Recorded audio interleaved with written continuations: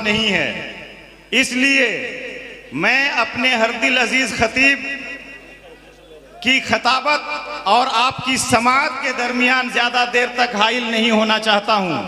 کباب میں ہڈی بننے کی میری عادت نہیں ہے، برسوں جلسوں کی نظامت کا یہ تجربہ ضرور مجھے حاصل ہوا ہے کہ کس وقت کب کتنا بولنا چاہیے، اس لیے بغیر تعارف کے، بغیر تمہید کے، ڈائریکٹلی نہایت ادب و احترام کے ساتھ فضیلت الشیخ محمد جرجیس اٹاوی حفظہ اللہ کو میں دعوت سخن دینا چاہتا ہوں کہ آپ تشریف لائیں اور جس وقت کا ہم سب کو بے صبری سے انتظار تھا اس وقت کو دیکھنے، اس سے مستفید ہونے، محظوظ ہونے اور نصیحت حاصل کرنے کا موقع ہم سب کو عنایت کریں۔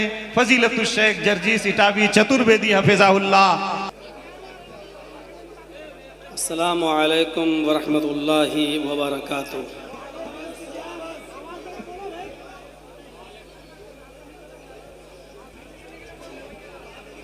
الحمدللہ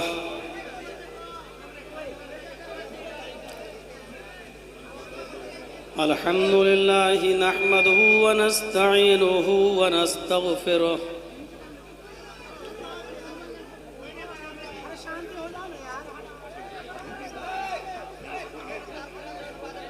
ونعوذ باللہ من شرور انفسنا ومن سیئات اعمالنا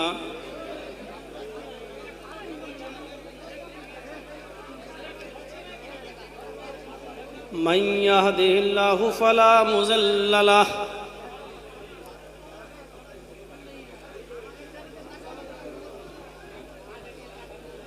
ومن يضلله فلا هادي له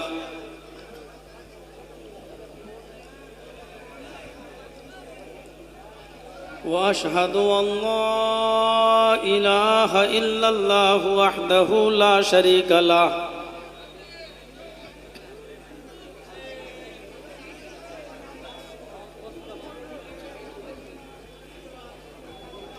وأشهد أن محمدًا عبده ورسوله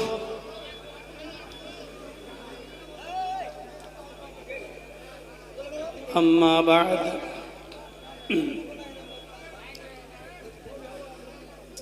فإن خير الحديث كتاب الله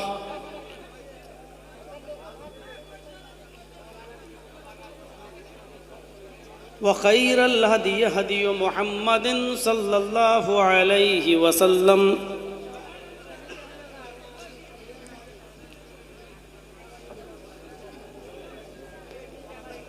وشر الأمور محدثاتها وكل محدثة بدعة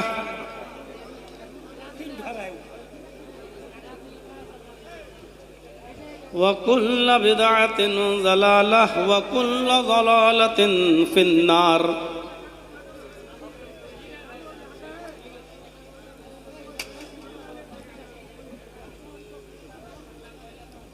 أعوذ بالله من الشيطان الرجيم بسم الله الرحمن الرحيم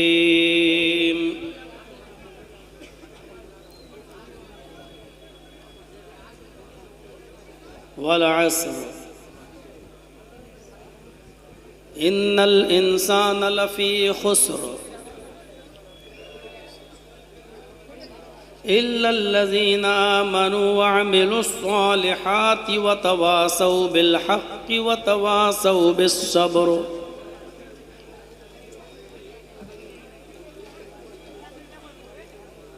رب اشرح لي صدري ويسر لي أمري واحلل عقدة من لساني يفقهوا قولي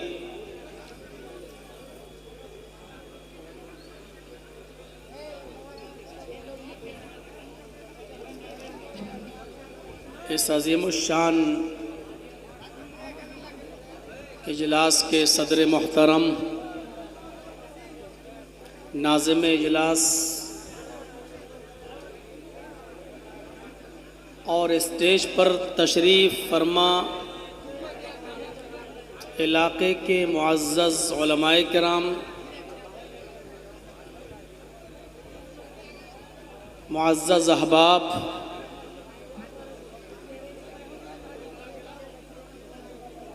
डिस्ट्रिक्ट कटिहार और उसके अतराफ़ व अकनाफ से तशरीफ़ लाए हुए मुअज़्ज़ज़ सामईन हज़रात, पर्दा नशीन इस्लामी ख़वातीन, प्यारी माँ और बहनों,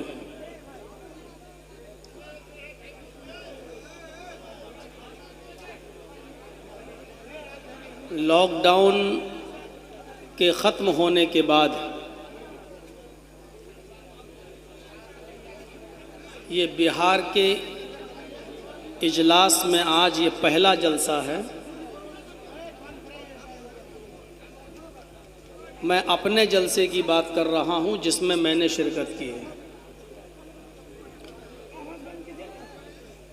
इससे पहले भी मैंने आपकी इस बस्ती में प्रोग्राम की तारीख़ मुतय्यन की थी।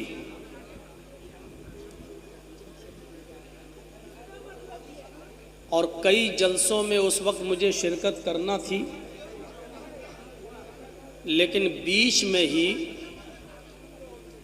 घर से मेरे फ़ोन आया और मेरे वालिद मोहतरम की तबीयत काफ़ी ख़राब हो गई थी, तो उनको लेके मुझे लखनऊ या दिल्ली के हॉस्पिटल में जाना था। तो बीच में 3-4 प्रोग्राम को मैं छोड़कर चला गया था, उसमें आपका प्रोग्राम भी शामिल था। जलसा कमेटी की इसमें कोई गलती नहीं थी, उन्होंने प्रोग्राम लिया था, प्रोग्राम मैंने दिया था, लेकिन मैं अपनी मजबूरी की वजह से और अपने वालिद साहब को दिखाने के लिए बीच के कई प्रोग्राम छोड़कर मैं चला गया था। और ज़ाहिर बात है कि प्रोग्राम तो होते रहते हैं, लेकिन दुनिया में अजीम नियामत माँ बाप की नियामत होती है, और जिनके पास उनके माँ बाप मौजूद हैं उनको उनकी कदर करनी चाहिए। अरे क्या कर रहे हो तुम लोग जी?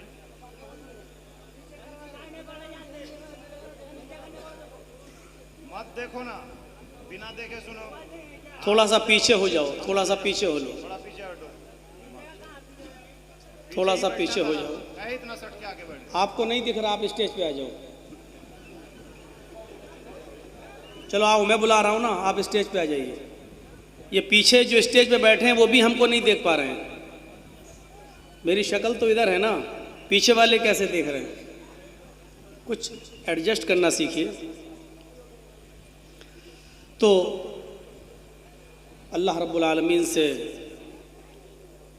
दुआ कीजिए कि बारे इलाह मेरे वालिद मोहतरम को भी शिफाए कामिला और आजिला अता फरमाए, और जो बीमार हैं उनके अलावा और भी जो बहुत से लोग बीमार हैं उन सबको अल्लाह रब्बुल आलमीन शिफाए कामिला और आजिला अता फरमाए। इस मरतबा प्रोग्राम लिया, मौलाना तौहीद साहब की ज़्यादा इसमें मेहनत रही, बराबर मोबाइल पर राब्ते में रहे और याद दिलाते रहे कि ये वही इलाका है जहां आप छोड़ दिए थे, चले गए थे, और वो लोग बेचारे अभी तक सब्र किए हुए हैं, और इस मरतबा भी उन्होंने याद किया है।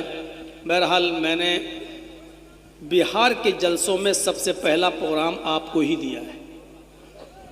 कल घसिया घाट में है, परसों रानी पतरा में है, उसके बाद में क्या है वो लाल बथानी, कौन सा इलाका पड़ता है आप लोगों का? बड़ा मशहूर इलाका है साहिबगंज, उधर प्रोग्राम है। फिर वहीं से बागडोरा होते हुए फिर मुझे हैदराबाद की तरफ निकलना है। तो अब प्रोग्राम लॉकडाउन के बाद खुले हैं। अल्लाह रब्बुल आलमीन इन प्रोग्रामों को खैर व बरकत का बायस बनाए, और इससे हमारी उम्मत इस्लामिया की इस्लाह हो, और जिस मकसद के तहत प्रोग्राम रखा जाता है अल्लाह रब्बुल आलमीन हमें उस मकसद में कामयाबी अता फरमाए। थोड़ा सा सब्र कीजिए, मुझे बहुत सख्त मिसालें देने पर मजबूर मत कीजिए।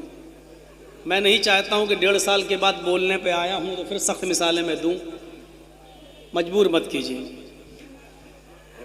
बहुत छोटी सी सूरत मैंने आपके सामने पढ़ी है, बहुत छोटी सी सूरत है, सूरतुल असर। मैं फिर से उसको पढ़ता हूं آپ لوگوں میں سے اکثر لوگوں کو یاد بھی ہوگی. والعصر ان الانسان لفی خسر الا الذین آمنوا وعملوا الصالحات وتواصوا بالحق وتواصوا بالصبر. بظاہر اس سورت کا حجم بہت مختصر ہے، بہت چھوٹی سورت ہے، لیکن بنیادی طور پر پورے قرآن کے اندر جو تعلیمات بھری پڑی ہیں اور پورے قرآن کے اندر جو کچھ بھی کہا گیا ہے اس کا ایسنس، اس کا خلاصہ اس سورت کے اندر اللہ تبارک و تعالیٰ نے اجمالاً پیش کر دیا ہے. مشہور مفسر قرآن حضرت عبداللہ ابن عباس رضی اللہ تعالی عنہ، جن کے بارے میں اللہ کے نبی صلی اللہ علیہ وسلم نے دعا کی تھی کہ اے اللہ قرآن تو نے اتارا تو میرے اوپر ہے، لیکن قرآن کی سمجھ، قرآن کی فقہ، قرآن کا علم تو عطا فرما عبداللہ کو. اور نبی اکرم صلی اللہ علیہ وسلم کی اس دعا کا نتیجہ یہ نکلا کہ قرآن کے سب سے بڑے مفسر بن کر چمکے حضرت عبداللہ ابن عباس رضی اللہ تعالی.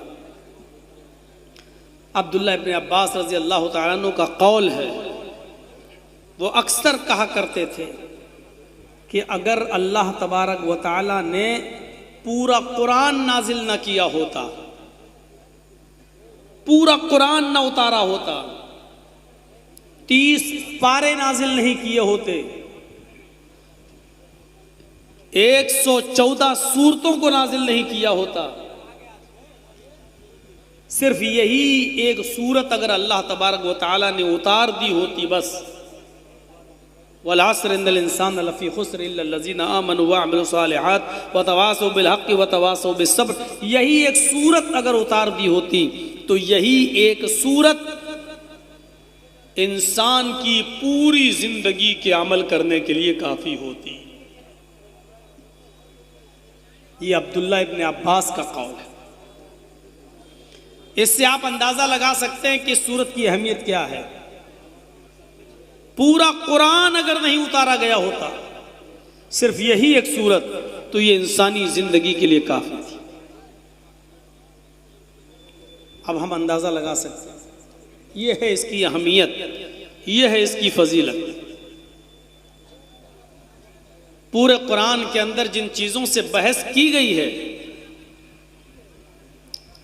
اجمالی طور پر اختصار کے ساتھ شارٹ کٹ میں اللہ رب العالمین نے سورہ عصر میں پیش کر دیا. پورے قرآن کا نچوڑ سورہ عصر کے اندر موجود ہے. یوں کہہ دیا جائے کہ بہت بڑے اور پھیلے ہوئے سمندر کو ایک کوزے کے اندر بند کر دیا گیا ہے تو غلط نہیں ہوگا. مجھے اسی سورت کی ہلکی سی تشریح آپ کے سامنے کر دی. اس سورت کے پہلے جملے پر غور کیجئے. اللہ رب العالمین نے قسم کھائی والعصر، زمانے کی قسم. اب یہاں سوال یہ پیدا ہوتا ہے کہ اللہ رب العالمین قسم کیوں کھاتا ہے؟ بظاہر قسم ان لوگوں کو کھانے کی ضرورت پڑتی ہے جن کی بات کا اعتبار زیادہ نہ کیا جاتا ہو،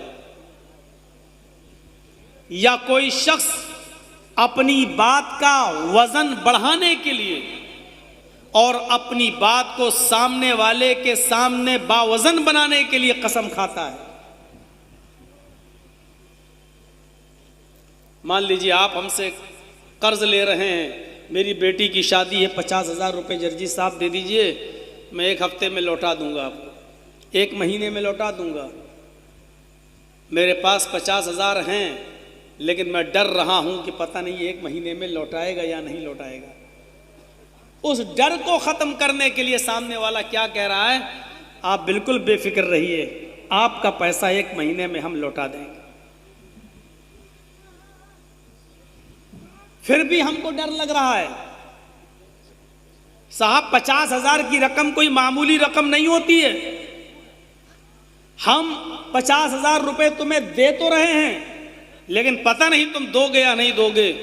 تو پھر وہ اپنی بات کو باوزن بنانے کے لیے اور مجھے اعتبار دلانے کے لیے بھروسے میں لیتا ہے، اور کیا کہتا ہے؟ اللہ کی قسم میں 1 مہینے میں آپ کا پیسہ ضرور لوٹا دوں گا۔ جب ایک شخص کے اوپر مجھے یقین نہیں ہے تو پھر وہ یقین دلانے کے لیے قسم کھا رہا ہے، یا یوں کہہ لیجئے میں اس کو جھوٹا سمجھ رہا ہوں، پتہ نہیں دے گا یا نہیں دے گا، تو وہ اپنے آپ کو سچا ثابت کرنے کے لیے قسم کھاتا ہے کہ اللہ کی قسم میں آپ کو ضرور لوٹا دوں گا۔ لیکن اللہ کو قسم کھانے کی ضرورت کیوں پڑتی ہے؟ لمبی بحث ہے، اس طرف جائیں گے تو رات گزرے گی۔ بس اتنا اشارہ کر دیتا ہوں کہ عرب کے اندر قسمیں کھانے کا بہت رواج تھا۔ عرب کے اندر قسمیں کھانے کا بہت رواج تھا۔ وہ بات بات پر قسمیں کھاتے تھے، اور جب قسم کھا کر کوئی بات کہی جاتی تھی تو اس بات کا زیادہ اعتبار کرتے تھے۔ تو اللہ رب العالمین نے بھی قسم کھا کر ان کو اعتبار دلا دیا۔ شارٹ کٹ میں مختصر اس کا جواب یہی ہے۔ عربوں کے مزاج کو سمجھتے ہوئے اللہ رب العالمین نے قسم کھائی۔ اے عربوں، بغیر قسم کھائے کوئی بات جب کہی جاتی ہے تو تم اس بات کا اعتبار نہیں کرتے ہو، قسم کھانے کے بعد جب کوئی بات کہی جاتی ہے تو تم اس بات کا اعتبار زیادہ کرتے ہو، اس بات کا یقین زیادہ کرتے ہو۔ اگر قسم کھا کر جو بات کہی جائے وہ زیادہ معتبر ہوتی ہے، بھروسے کے لائق ہوتی ہے، تو میں بھی قسم کھا کر تمہیں اعتبار دلاتا ہوں، یقین دلاتا ہوں۔ زمانے کی قسم، ان الانسان لفی خسر، روئے زمین کی اوپر جتنی بھی انسانیت کو تم دیکھ رہے ہو، یہ ساری کی ساری انسانیت سر تا پا، سر سے لے کر پیروں تک نقصان میں ڈوبی ہوئی ہے، سب نقصان کے اندر۔ قسم کھا کر اعتبار دلائی۔ اللہ نے قسم کھائی۔ اللہ قسم کیوں کھاتا ہے اس کا مختصر جواب دے دیا۔ اب سوال پیدا ہوتا ہے کہ اللہ نے زمانے کی قسم کیوں کھائی؟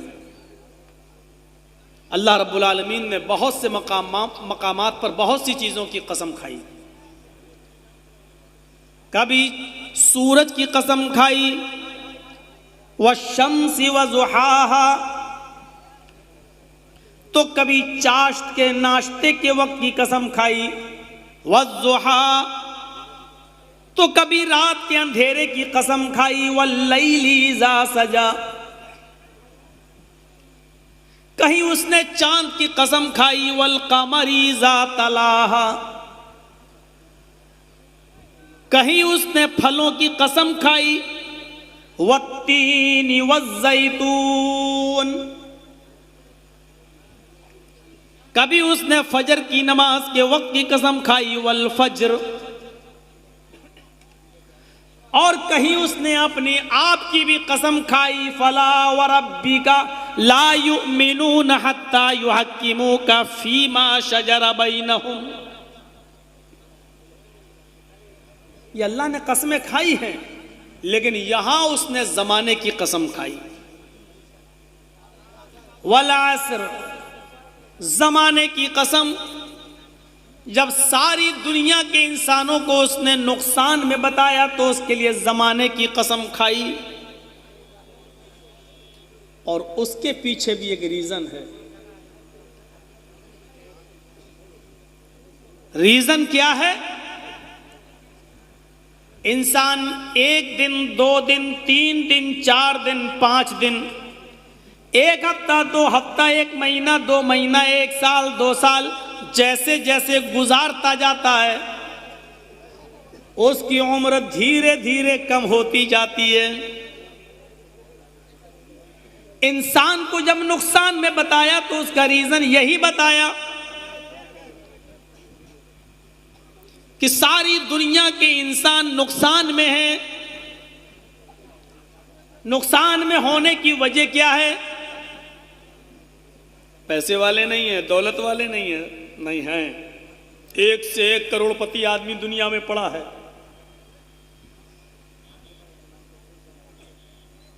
ایک سے ایک، بلکہ اس وقت پوری دنیاوی سطح پر اگر دیکھا جائے تو دنیا کا سب سے امیر آدمی بھی نمبر 1 پر کویت کا ایک پاکستانی آدمی ہے، جس کو اب کویت میں نیشنلٹی مل چکی ہے، وہاں کا ناگرک ہو چکا ہے۔ دنیا کے امیر آدمیوں میں اڈانی اور امبانی کا نام نہیں آتا ہے۔ کویت میں رہنے والا ایک پاکستانی آدمی ہے، سب سے امیر آدمی، سب سے دولت مند آدمی۔ اس کا اپنا 1 دن کا پاکٹ خرچ، جس کو ہم لوگ بولتے ہیں چائے خرچ، ناشتہ پانی، اپنا، مہمانوں کا نہیں، اپنا، صرف اپنا ذاتی 1 دن کا 18 لاکھ روپیہ انڈین کرنسی ہے۔ 1 دن کا 18 لاکھ روپیہ، 1 دن کا۔ اتنے امیر آدمی دنیا میں پڑے ہیں، لیکن اس کے باوجود اللہ نے کہا سب نقصان میں ہیں۔ کس لیے؟ اس لیے کہ 1 دن 2 دن تم نے جو گزار لیا، آج جو 25 اکتوبر کی شام کا یہ جلسہ آپ کے یہاں پروگرام جو منعقد کیا گیا ہے، یہ 25 اکتوبر آج میری ڈائری سے کٹ جائے گی، اس لیے کہ اب یہ 25 اکتوبر جرجیز کی زندگی میں کبھی دوبارہ نہیں آئے گی۔ اگر 25 اکتوبر اگلی سال آ بھی گئی تو 2021 نہیں آئے گا، بلکہ وہ 2022 ہوگا۔ یعنی آئندہ سال اگر زندگی مل گئی اور 25 اکتوبر کو اگر آپ کے سامنے میں آ گیا تو اگلی سال کا میرا آنا چیخ چیخ کر اس بات کا اعلان کرے گا کہ جرجی صاحب آپ اپنی زندگی کا 1 سال کم کر چکے ہیں۔ آپ کا یہاں آئندہ سال جلسے میں بیٹھنا اور سننا اس بات کی گواہی دے گا کہ آپ بھی اپنی زندگی کا 1 سال کم کر چکے ہیں۔ 2 سال پہلے ڈیٹ دیا تھا، نہیں آ سکا، 2 سال بعد آج آپ کے اس میدان میں آ رہا ہوں۔ میری زندگی اور آپ کی زندگی چیخ چیخ کر یہ کہہ رہی ہے کہ 2 سال میں بھی اپنی زندگی کے کم کر چکا ہوں اور آپ بھی اپنے 2 سال زندگی کے کم کر چکے ہیں۔ یہ نقصان بتایا اللہ تبارک و تعالی۔ والعصر ان الانسان لفی خسر، زمانے کی قسم، دنیا کی ساری انسانیت نقصان میں ہے۔ علامہ راضی نے بہت اچھا نقشہ کھینچا۔ وہ کہتے ہیں کہ اللہ رب العالمین نے زمانے کی قسم کیوں کھائی، یہ میری سمجھ میں نہیں آ رہا تھا۔ 25 سال تک میں نے قرآن کا مطالعہ کیا، لیکن میری سمجھ میں یہ نہیں آیا کہ اللہ رب العالمین نے زمانے کی قسم کیوں کھائی۔ اور ایک دن کہتے ہیں کہ اچانک میری سمجھ میں آ گیا۔ میں فجر کی نماز پڑھانے کے بعد گھر آیا، قرآن کی تلاوت کرنے لگا۔ سورج جب نکل گیا تو سورج نکلنے کے بعد میں گھر سے باہر گیا۔ میری بیوی نے کہا مارکیٹ سے جا کر سبزی ابزی خرید کر لے آؤ۔ میں بازار گیا، میں مارکیٹ سے سبزی گوشت وغیرہ خریدنے گیا۔ جب واپس لوٹ رہا تھا تو میں نے اسی دکان، اسی بازار کے اندر ایک برف بیچنے والے کو دیکھا جو برف بیچ رہا ہے۔ برف، کبھی کبھی آپ نے دیکھا ہوگا روڈ پر برف بکتا ہے، یا آئس کریم نہیں، برف کی بڑی بڑی سلی 2 کلو 1 کلو آدمی خریدتا ہے، 2 روپے کلو 5 روپے کلو 4 روپے کلو خریدتا ہے ٹھنڈا پانی کرنے کے لیے۔ برف بیچنے والا برف بیچ رہا ہے اور اس نے اس کی قیمت لگا رکھی ہے 2 روپے کلو 2 روپے کلو۔ امام راضی فرماتے ہیں کہ میں اپنے گھر پہ آیا سبزی لے کر، ظہر کی نماز پڑھنے جب میں مسجد میں گیا اور نماز پڑھا کر جب واپس آ رہا تھا تو میں نے برف بیچنے والے کو دیکھا کہ اس نے برف کی قیمت کم کر دی۔ 2 روپے کلو کوئی نہیں خرید رہا تھا، مہنگے کی وجہ سے اس نے برف کی قیمت کم کر دی، 1 روپے کلو 1 روپے کلو 1 روپے کلو۔ امام راضی فرماتے ہیں کہ میں عصر کی نماز پڑھا کر جب واپس آ رہا تھا تو میں نے دیکھا برف بیچنے والے نے اس کی قیمت اور کم کر دی، 50 پیسے کلو 50 پیسے کلو۔ مغرب کی نماز پڑھا کر جب میں واپس آ رہا تھا تو میں نے برف بیچنے والے کو دیکھا کہ اس نے برف کی قیمت اور کم کر دی، کیونکہ 50 پیسے کلو بھی کوئی خرید نہیں رہا تھا، 25 پیسے کلو 25 پیسے کلو۔ عشاء کی نماز پڑھا کر جب میں واپس آ رہا تھا تو میں نے دیکھا کہ برف بیچنے والا چیخ چیخ کر یہ کہہ رہا تھا کہ لوگوں میرا برف گھل جائے گا، پگھل جائے گا، بیکار ہو جائے گا، تم کو 25 پیسے کلو بھی نہیں لینا تو آؤ میرا برف ایسے ہی لے جاؤ، اپنے گھر میں ٹھنڈا پانی کرو اور اپنے بیوی بچوں کو پلا دو، کم سے کم 2-4 دعائیں ان کے منہ سے نکل جائیں گی، میں فری میں برف دے رہا ہوں، فری میں لے جاؤ۔ امام راضی کہتے ہیں میں نے عشاء کے بعد کھانا کھایا اور کھانا کھانے کے بعد جب میں بستر پر سونے گیا تو میری عادت تھی سونے سے پہلے قرآن کی تلاوت کرنا، میں قرآن پڑھنے کے لیے بیٹھ گیا، قرآن پڑھتے پڑھتے پھر میں اسی سورت کے اوپر سے گزرنے لگا، والعصر ان الانسان لفی خسر الا الذین آمنوا وعملوا الصالحات وتواصوا بالحق وتواصوا بالصبر۔ امام راضی کہتے ہیں کہ آج میری سمجھ میں آ گیا کہ اللہ نے زمانے کی قسم کیوں کھائی۔ امام راضی کہتے ہیں کہ اللہ نے زمانے کی قسم اس لیے کھائی کہ جس طرح برف گھلتا جاتا ہے، برف پگھلتا جاتا ہے، اس کی قیمت آٹومیٹک کم ہوتی چلی جاتی ہے، برف جیسے جیسے گھلتا جا رہا پگھلتا جا رہا ہے، 2 روپے کلو سے 1 روپے کلو، 1 روپے کلو سے 50 پیسے کلو، 50 پیسے کلو سے 25 پیسے کلو، اور فرق وقت آتا ہے کہ وہ فری میں لے جاؤ، برف گھلتا جا رہا ہے اس کی قیمت کم ہوتی جا رہی ہے، اور برف گھلتا جاتا ہے وہ ختم بھی ہوتا جاتا ہے، برف گھلتا جا رہا ہے تو مٹتا جا رہا ہے، ختم ہوتا جا رہا ہے، جیسے جیسے پگھلتا جا رہا ہے ختم ہوتا جا رہا ہے۔ ایسے ہی انسان کی زندگی 1 دن 2 دن 4 دن 1 ہفتہ 2 ہفتہ 10 دن 20 دن 1 مہینہ 2 مہینہ جیسے جیسے وہ گزارتا جا رہا ہے اس کی زندگی کم ہوتی چلی جا رہی ہے، برف کی طرح اس کی زندگی کھل رہی ہے۔ سمجھ گئے؟ تو اللہ نے اس لیے زمانے کی قسم کھائی ہے کیونکہ برف گھلتا جاتا ہے، زمانہ بھی 1 سال 2 سال ہوتے ہوتے ہماری عمر کو کم کرتا جاتا ہے۔ اب سنیے، جو بات مجھے کہنی ہے وہ یہ کہ ہماری زندگی کم ہو رہی ہے، حقیقت میں کم نہیں ہو رہی ہے، حقیقت میں ہم اپنی قبر کے قریب ہو رہے ہیں۔ یہ سب کو معلوم ہے کہ ہماری منزل کیا ہے، سب جانتے ہیں ٹھکانہ کیا ہے، قبر۔ آج سے 10 سال پہلے 5 سال پہلے 2 سال پہلے 1 سال پہلے کسی نہ کسی کو تو آپ نے مٹی دی ہوگی، قبر میں دفن کیا ہوگا، آج ان کی ہڈیاں سڑ گل گئی ہوں گی۔ ہمارے اور آپ کے ساتھ بھی تو یہی ہونا ہے، کون آدمی اس کا انکار کر سکتا ہے؟ ہماری زندگی کم نہیں ہو رہی ہے، ہماری زندگی قبر کے قریب ہوتی چلی جا رہی ہے، ہم قبر کے قریب ہوتے چلے جا رہے ہیں۔ 2 سال پہلے آپ کو تاریخ دی تھی، 2 سال بعد آج آ رہا ہوں، ہماری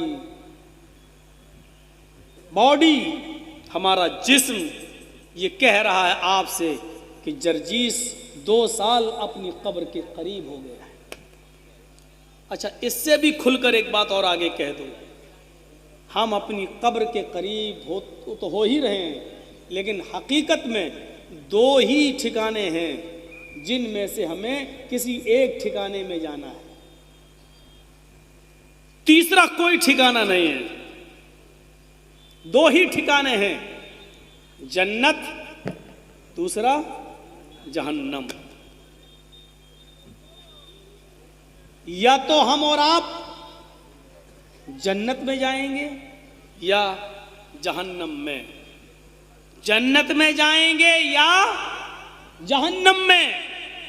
جنت میں جانے والا عمل تو کوئی دکھائی دے نہیں رہا ہے، سوائے اس بات کے کہ اللہ رب العالمین کی رحمت اور اس کی مرضی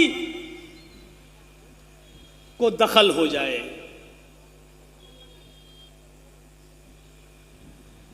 ورنہ کوئی عمل دکھائی نہیں دے رہا، اور اس کا ہلکا سا نمونہ آپ اس جلسے میں بھی دیکھ سکتے ہیں۔ اللہ کے نبی صلی اللہ علیہ وسلم جب کوئی دینی بات کہتے تھے تو صحابہ کرام اپنے سروں پر بیٹھی ہوئی مکھی بھی نہیں اٹھاتے تھے، اڑاتے تھے، ایسے کر دیں گے اتنی دیر میں کہیں کوئی بات چھوٹ نہ جائے یا ایسا نہ ہو کہ ہم سن نہ سکیں۔ جرجیس صاحب کے پیچھے پنکھا چل رہا ہے، فین جس کی ہوا لگ رہی ہے ہمیں۔ اس زمانے میں یہ الیکٹرک فین نہیں تھے، پنکھے نہیں تھے، بیٹریاں نہیں تھیں، کھجور کے پتوں سے ہینڈ فین بنا لیا کرتے تھے، ہاتھ کے پنکھے مسجدوں میں وہ اٹھا کر جھلتے تھے۔ لیکن جب تک اللہ کے رسول اسپیچ دیتے تھے، تقریر کرتے تھے، خطبہ دیتے تھے یا مسجد میں واعظ و نصیحت کرتے تھے تو صحابہ کرام ان کھجور کے پتوں سے بنے ہوئے ہینڈ فین بھی مسجد سے اٹھاتے نہیں تھے، سخت گرمی کے باوجود اس کو اٹھا کر جھلتے نہیں تھے۔ ایک ہماری حیثیت، ہماری اوقات اور ہمارا دل، ہمارا کلیجہ اتنا مضبوط ہے کہ قرآن پڑھا جا رہا ہے، آیتیں پڑھی جا رہی ہیں، سورہ عصر کی تلاوت ہو رہی ہے، مولانا چیخ چیخ کر خاموش ہونے کی بارے میں بار بار کہہ چکے ہیں، لیکن اس کے باوجود ہم خاموش ہونے کا نام نہیں لیتے ہیں۔ ہمیں ڈر لگتا ہے کہیں زمین پھٹ نہ جائے، ہم زمین کے اندر سما نہ جائیں۔ اے اللہ، اتنی سی باتوں پر پہلے آگ کے عذاب نازل ہو جایا کرتے تھے، پتھروں کی بارشیں نازل ہو جایا کرتی تھیں۔ اے اللہ، اے اللہ، تو کیسے رکا ہوا ہے؟ آج ہمارے اوپر پتھروں کی بارش کیوں نہیں ہو رہی ہے؟ میرے بھائیوں، شاید یہ ہمارے نبی کی اس دعا کا نتیجہ ہے کہ اللہ ہماری امت کو آگ اور پتھروں کے عذاب سے ہلاک و برباد مت کر۔ یہ ہمارے کلیجے ہیں، ہمارے گردے ہیں، اتنے مضبوط ہیں کہ سب کچھ سننے کے باوجود بھی ہم شور کرتے ہیں۔ یہ قرآن و حدیث ہلکا ہمارے عمل نہیں دکھائی دے رہے، نہیں دکھائی دے رہے۔ تو 2 ہی ٹھکانے ہیں، ہم اور آپ دونوں ٹھکانوں میں سے کسی ایک ٹھکانے کے قریب ہو رہے ہیں۔ مان لیجئے کسی کی زندگی 80 سال ہے اور 50 سال وہ کی عمر ہو چکی ہے، معلوم نہیں ہے اس کو، لیکن اس کے نامہ اعمال میں لکھا ہے، اللہ کو معلوم ہے۔ اب 30 سال باقی رہ گئے ہیں اس کے، گویا کہ وہ 50 سال اپنی قبر کے قریب ہو چکا ہے، یا یوں کہہ لیجئے کہ 30 سال اس کی جنت یا جہنم میں جانے میں رہ گئی، 30 سال اپنی جنت یا جہنم کے قریب ہو گیا ہے۔ جنت میں جانے والے اعمال تو بڑے عجیب ہیں۔ کس کو آیت الکرسی یاد ہے؟ کھڑا کر دیں اور سنیں۔ کبھی کبھی دل چاہتا ہے کہ کبھی کبھی کسی کو کھڑا کر کے سننا بھی چاہیے کہ دیکھیں 20 سال کی تقریروں کا رزلٹ کیا نکلا ہے۔ کسی ایک کا امتحان لے کے دیکھوں، لیکن پھر ڈر لگتا ہے کہ اگر نہیں سنا پایا تو کہے گا میں ہی ملا تھا مولانا جرجیس کو پورے مجمع میں، کسی اور کو کھڑا نہیں کیا گیا، ہماری انسلٹ کرنے کو تھے۔ من قرأ آیت الکرسی فی کل صلاۃ مکتوبۃ لم یمنعہ من دخول الجنۃ الا الموت. نبی اکرم صلی اللہ علیہ وسلم نے تو یہ فرمایا کہ جس نے ہر فرض نماز کے بعد آیت الکرسی پڑھی، جس نے ہر فرض نماز کے بعد آیت الکرسی پڑھی،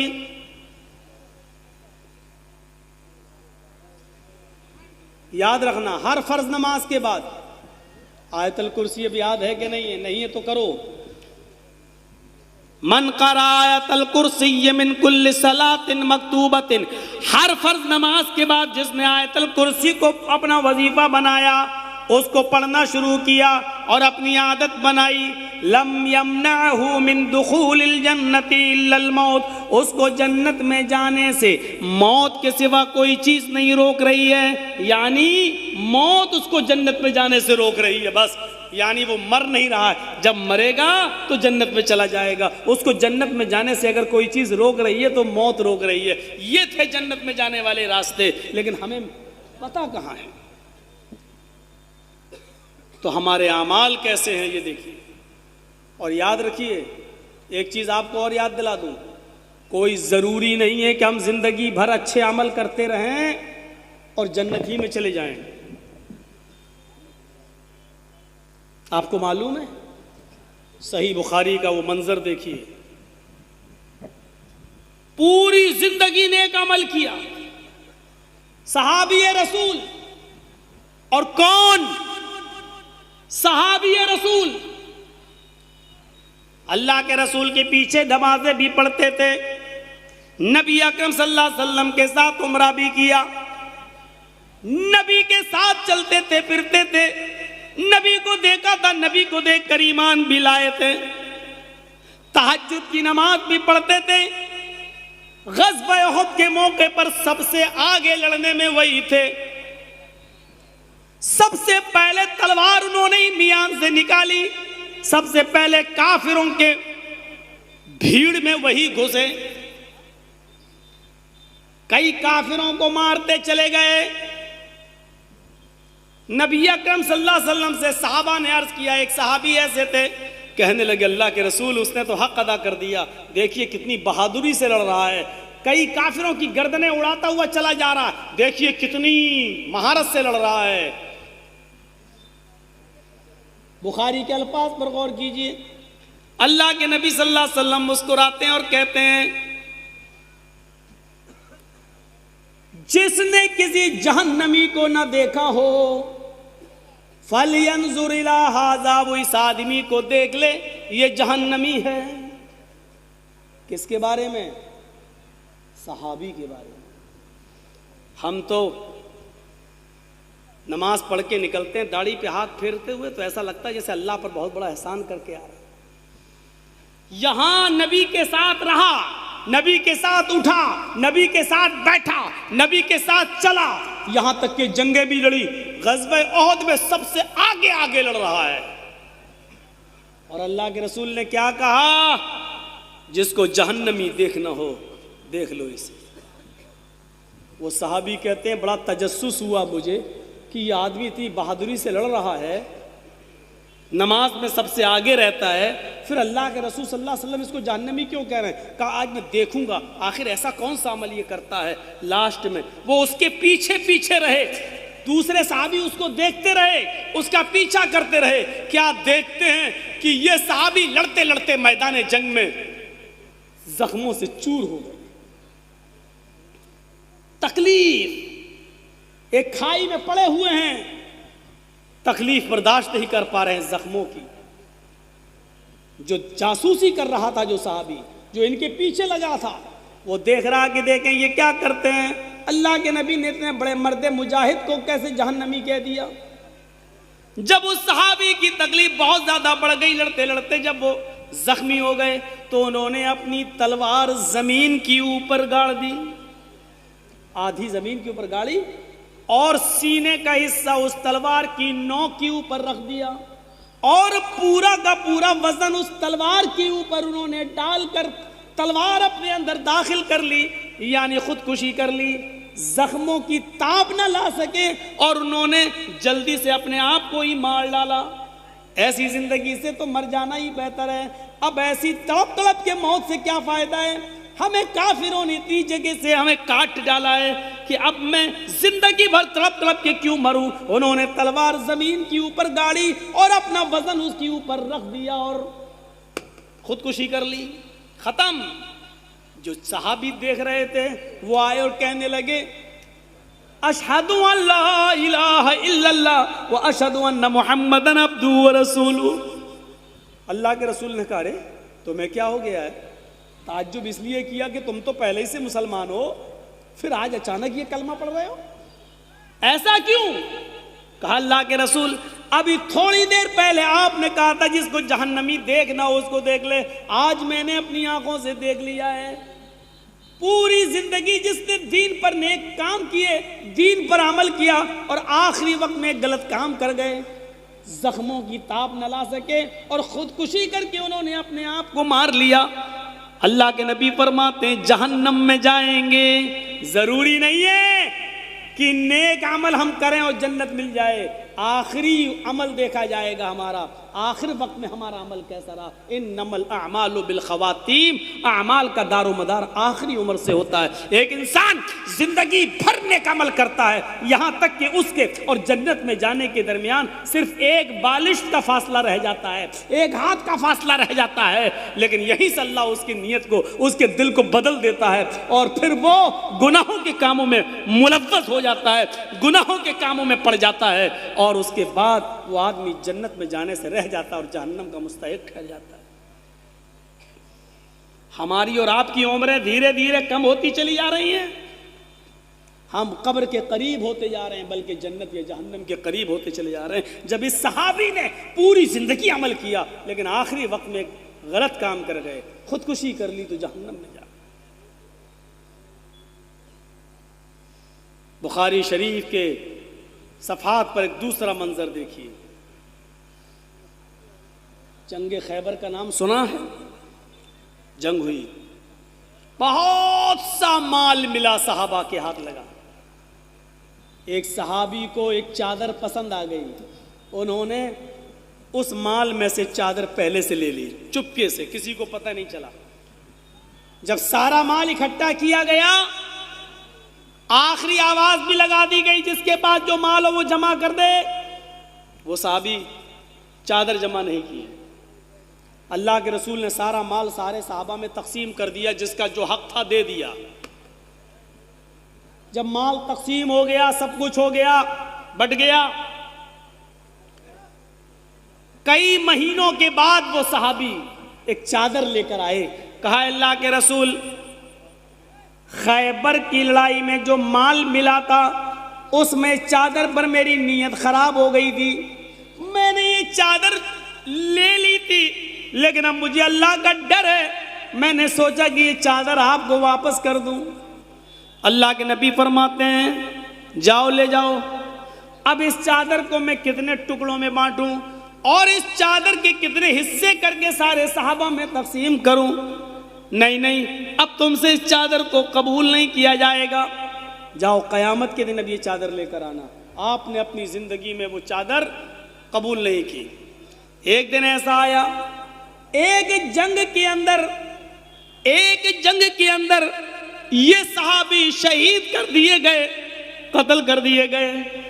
صحابہ کہنے لگے ان کو مبارکباد ہو، یہ صحابی لڑتے لڑتے میدان جنگ میں قتل کر دیے گئے، ان کو مبارک ہو، جنت ان کو مبارک ہو۔ اللہ کے نبی فرماتے ہیں ہرگز نہیں، غور کرو، پانچوں وقت کے نمازی ہیں، تہجد گزار ہیں، فجر کی نماز بھی کبھی جماعت نہیں چھوٹتی ہے، تکبیر اولا بھی فوت نہیں ہوتی ہے، چادر پیش بھی کر دی لیکن نبی اکرم نے نہیں لی، اس کے باوجود نماز اور روزے میں انہوں نے کمی نہیں کی، جنگیں لڑتے رہے، برابر اللہ کے نبی کے ساتھ جنگ میں شریک ہوتے رہے، یہاں تک کہ ایک جنگ میں شہید بھی کر دیے جاتے ہیں، لیکن اللہ کے نبی کہتے ہیں صحابہ نے کہا ان کے لیے خوشخبری ہو. اللہ کے نبی فرماتے ہیں نہیں، ان کے لیے خوشخبری کیسے ہو سکتی ہے؟ ان الشملۃ التي اخذها یوم خیبر لا تشتعل علیہ نارا. یہ ہے بخاری شریف کی حدیث کے الفاظ. اللہ کے نبی فرماتے ہیں ایک چادر جو تقسیم ہونے سے پہلے انہوں نے لے لی، ایک چادر جنہوں نے چرا لی، ایک چادر جنہوں نے چھپا لی، وہ چادر جو تقسیم نہیں ہو سکی صحابہ میں، وہ ایک چادر اس صحابی کے اوپر جہنم کا انگارہ بن کر بھڑک رہی ہے. لا تشتعل علیہ نارا، وہ چادر ان کے اوپر جہنم کی آگ بن کر بھڑک رہی ہے. یعنی اس چوری کی سزا، اس امانت میں خیانت کی سزا ان کو جہنم میں پہلے بھگتنا پڑے گی. ایک چادر، اور وہ بھی صحابی رسول. ہم اپنے سماج اور سوسائٹی پر غور کریں، کتنے لوگوں کی زمینوں پر ہم نے قبضے کیے ہوں گے، کتنے لوگوں کو ہم نے اپنے پاور اور اپنی حیثیت سے دبا کر رکھا ہوگا، کتنے یتیموں کا حق مارا ہوگا، اور کتنے لوگوں کا ہم نے ناجائز فائدہ بھی اٹھایا ہوگا. ایک آدمی بیمار ہے، اس کی 2 لاکھ روپے کی زمین ہے، لیکن اس کی ماں بیمار ہے، باپ انتقال کر چکا ہے، بیچارہ اپنی ماں کا علاج کرانا چاہتا ہے. اس کی زمین کی قیمت 2 لاکھ روپے ہے، لیکن ہم اب خوش ہو رہے ہیں. کیوں؟ کیونکہ اس کی ماں بیمار ہے. اب وہ اپنی ماں کے علاج کے لیے زمین بیچے گا اور مجبوری میں 2 لاکھ کی زمین 1.5 لاکھ میں دے گا. ہم اس کی مجبوری کا فائدہ اٹھا رہے ہیں. اب وہ آتا ہے، بھائی صاحب میری ماں بیمار ہے، کیا یہ زمین میں بیچنا چاہتا ہوں، آپ لیں گے؟ آپ نے کہا لے لوں گا، لیکن آج کل زمین کی قیمت بڑی کہاں ہے، لاک ڈاؤن کے بعد حالت خراب ہے. یہ ہم نے بہانہ کرنا شروع کر دیا. ارے صاحب 2 لاکھ، ہم جانتے ہیں 2 لاکھ اس کی قیمت ہے، لیکن اس کے باوجود ہم جانتے ہی مجبور ہے 1.5 لاکھ میں دے گا، اور ہم 1.5 لاکھ میں لیتے ہیں اور وہ بیچارہ مجبوری میں 1.5 لاکھ میں بیچتا ہے. کبھی آپ کو ترس آیا اس کے اوپر؟ کبھی آپ کو ترس آیا کہ اس کی ماں بیمار ہے، چلو 2 لاکھ کی زمین 2.25 لاکھ میں لے لیں؟ کبھی سوچا 2.5 لاکھ میں لے لیں؟ ہماری زمین کی قیمت تو بڑھی جائے گی 2-4 سال میں، لیکن بیچارہ اس کی ماں کا علاج تو اچھا ہو جائے گا. کبھی ہمارے دل میں تصور آیا؟ نہیں. 2 لاکھ کی زمین کو 1.5 لاکھ کی زمین میں خریدنے والوں، اللہ کی قسم امانت میں خیانت میں یہ بھی لکھی جائے گی. آپ یہ مت کہیے کہ اس نے تو اپنی خوشی سے دیا ہے، وہ راضی تھا، اس نے تو سودا طے کر کے دیا ہے. نہیں، آپ کو معلوم ہے 2 لاکھ کی زمین ہے، وہ 1.5 لاکھ میں مجبوری میں دے رہا ہے، اور آپ لے رہے ہیں. آپ امانت میں خیانت کر رہے ہیں. آپ 50,000 روپے کا ڈاکہ ڈال رہے ہیں. آپ یہ سودا خوشی کا نہیں مانا جائے گا. شریعت کے دائرے میں یہ سودا خوشی کا نہیں مانا جائے گا. یہ چودھریوں سن لو، اور گاؤں کے ساہوکاروں، غریبوں کی غربت کا فائدہ اٹھانے والوں، مجبوروں کی مجبوری کا فائدہ اٹھانے والوں، بچو گے نہیں قیامت کے. وَالْعَصْرِ إِنَّ الْإِنسَانَ لَفِي خُسْرٍ. زمانے کی قسم، روئے زمین پر جتنے بھی لوگوں کو تم دیکھ رہے ہو، سب نقصان ہی نقصان کے اندر ہیں، سر تا پا نقصان میں ڈوبے ہوئے. سر سے لے کر پیر تک یہ سب نقصان میں ڈوبے ہوئے ہیں، کوئی بھی فائدے میں نہیں ہے. ایک ایک دن کر کے انسان کی زندگی جو جو گزرتی جا رہی ہے، وہ اپنی قبر کے، اپنی جنت یا جہنم کے قریب ہوتا جا رہا ہے. اللہ نہ کرے اگر دھیرے دھیرے یہ اپنی جہنم کے قریب ہوتا چلا گیا تو اس سے زیادہ نقصان اور کیا ہوگا، اس سے زیادہ خسارہ اور کیا ہوگا، اس سے بڑا انسان کا نقصان اور کیا ہوگا کہ وہ ایک ایک 2 سال گزارتا جا رہا ہے اور جہنم کے قریب ہوتا جا رہا ہے. اسی لیے میری پرانی تقریریں اٹھا کر دیکھ لو، کبھی میں نے اگر جنم دن بنانے والوں کے بارے میں بولا ہے تو کیا بولا ہے، وہ آپ سینٹینس اٹھا کر دیکھ سکتے ہیں.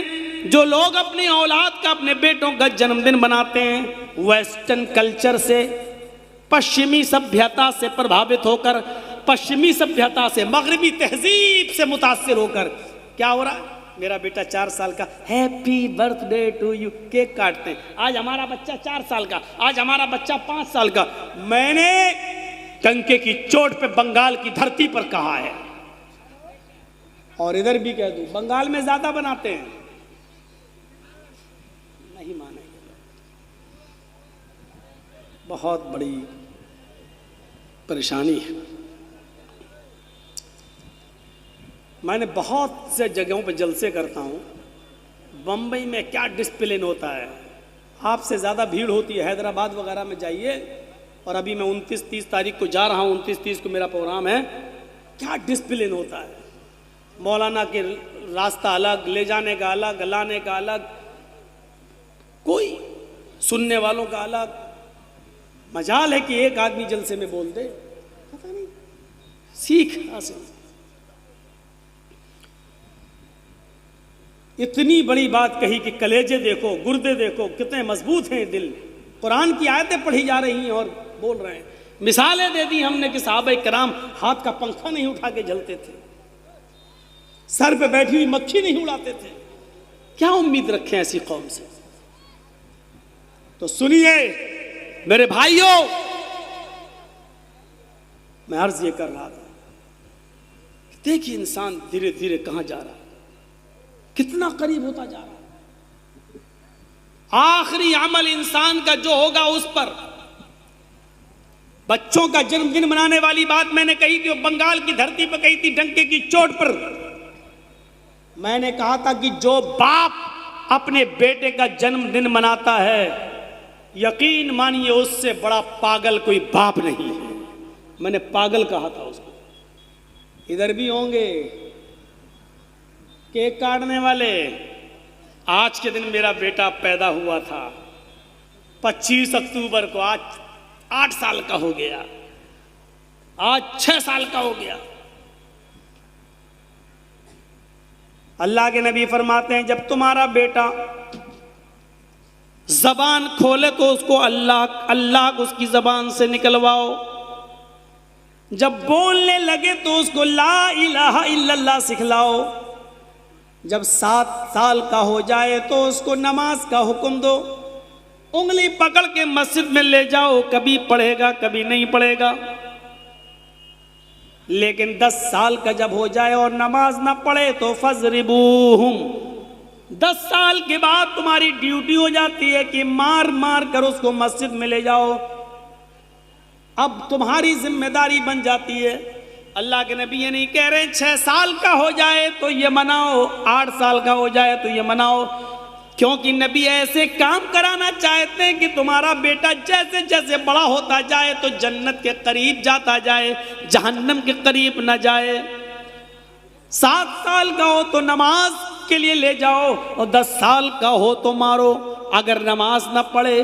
یہ نبی حکم دے رہے ہیں یا ایھا الذین آمنوا قوا انفسکم واہلیکم نارا. ایمانو والو، اپنے آپ کو بھی جہنم کے آگ سے بچاؤ اور اپنے اہل و عیال کو بھی جہنم کے آگ سے بچاؤ، اپنے بیوی بچوں کو بھی جہنم کے آگ سے بچاؤ. میرے پیارے ساتھیوں، جہنم کی جاسوس تپش کی حالت یہ تھی کہ اس کو دیکھ کر اللہ کے نبی صلی اللہ علیہ وسلم جب اس دنیا میں آئے، جہنم کا منظر دیکھ کر جب اس دنیا میں آئے تو آپ نے جہاں بہت سے لوگوں کو ڈرایا تو آپ نے اس موقع پر اپنی بیٹی کو بھی ڈرایا. آپ نے کہا یا فاطمہ بنت محمد انقذی نفسک من النار انی لا اغنی عنک من اللہ شیئا. اے میری بیٹی، جہنم کا عذاب میں اپنی آنکھ سے دیکھ کر آیا ہوں. اے میری بیٹی، دنیا میں عمل کر اور اپنے آپ کو جہنم کی آگ سے بچا لے. او میری لخت جگر، اپنے آپ کو جہنم سے بچا لے. او میری بیٹی، اپنے آپ کو جہنم کے عذاب سے بچا لے. سلینی من مالی ما شئت. اللہ نے مجھے دنیا میں جو مال دیا ہے اس مال میں سے تو جتنا مجھ سے لینا چاہے لے لے، جتنے کا میں مالک ہوں. اب میں نے تیری ماں نے جو کچھ چھوڑا ہے اور جو میرے پاس ہے، میں دنیا میں تجھے یہ سب دے سکتا ہوں. انی لا اغنی عنک من اللہ شیئا. او میری بیٹی، قیامت کے دن میں اللہ کے عذاب سے تجھے نہیں بچا سکتا. او میری لخت جگر، اللہ کے عذاب سے میں تجھے نہیں بچا سکتا. میرے بھائیوں، اس احساس کو اپنے اندر زندہ کرو. اللہ کے رسول اپنی بیٹی سے یہ جملے کہہ رہے ہیں.